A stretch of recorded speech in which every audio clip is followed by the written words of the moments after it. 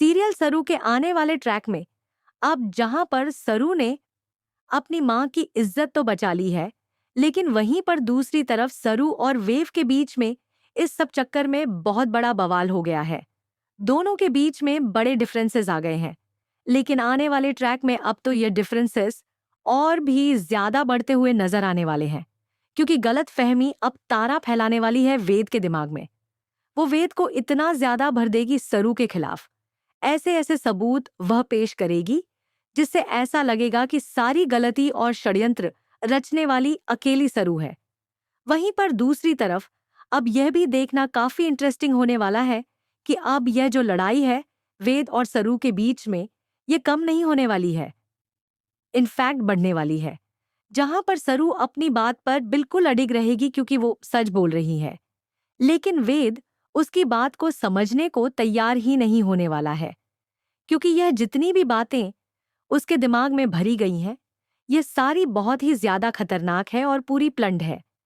लेकिन वहीं पर दूसरी तरफ एक और चीज देखना बहुत ही ज्यादा खतरनाक होने वाली है, क्योंकि अब ये जो लड़ाई है दोनों के बीच की इतनी आगे बढ़ने वाली है कि दोनों के बीच में डिवोर्स तक बात पहुंचने वाली है।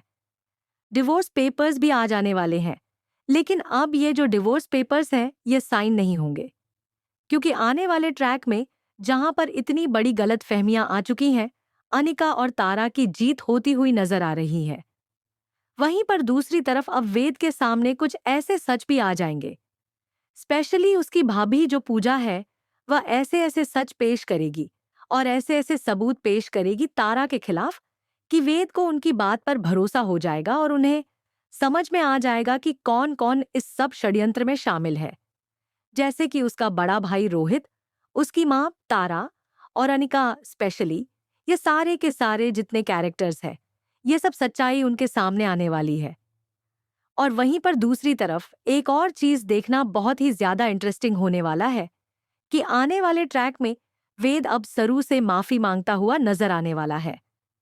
इनफैक्ट वो अब गौरी जी के यानी कि सरोजा के सामने भी जाएगा, उनके सामने भी नाक रगड़ कर गिड़गिड़ाएगा और माफी मांगने की कोशिश करेगा।